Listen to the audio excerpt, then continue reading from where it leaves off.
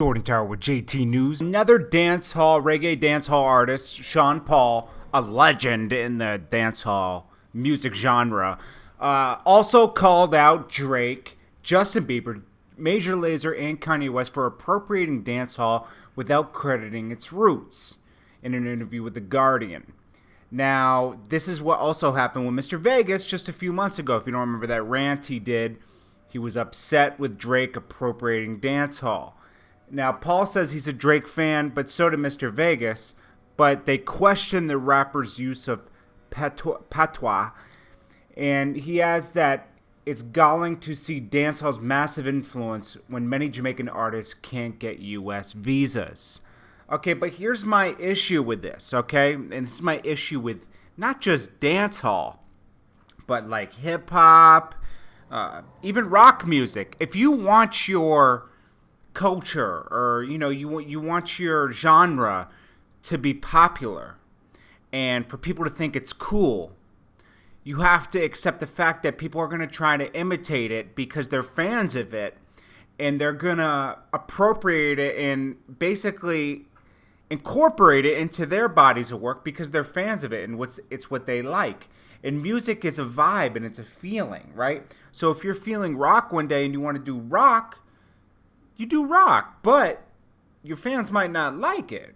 But obviously Drake's fans do like it because they're buying it.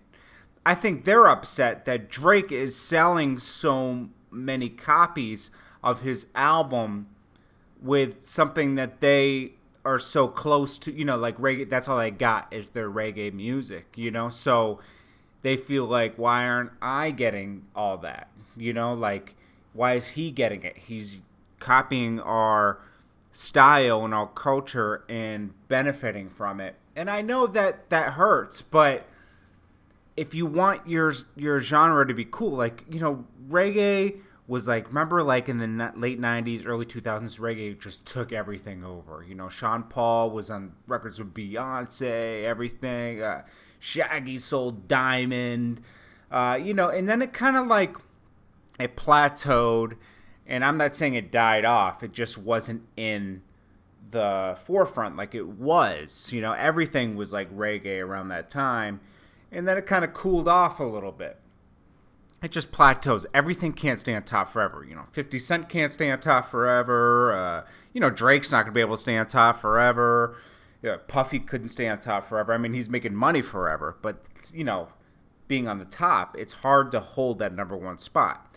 So they got to look at it like this, and I know it's hard to, but you got to look at it like Drake, Rihanna, Justin Bieber, Major Lazer. They're bringing more attention back to dancehall reggae, and that's important for all these other artists to make money in Jamaica and everyone else that does this genre for real. Like, that's all they do. So it's actually shedding a new light on reggae for a new generation, because the generation late 2000, early 2000s, late 99 grew up already, so you want to influence the new generation, and Drake is introducing to that. Now, he put Popcan and he put Beanie Man on his album, so it's not like he's just using it and not giving anybody any money from that culture. He is. But I understand their gripe with this. I do, so I'm not just taking Drake's side. I'm just saying there's a positive to this and there's a negative. The negative is it hurts that, this is your thing and you're not getting all the money off of it. But there's another side to it where, in the long run, it could make you a lot more money because a lot more fans will be gravitating towards that culture and genre. So, they're speaking out about it. I don't know. I don't know how to feel. I mean, it's freedom of speech. You can say whatever you want. I wouldn't complain so much about it, though, because then you sound like, even though you feel like that, you sound like a bitch. You know what I mean? You sound angry, and instead of just addressing an issue, you sound like a hater.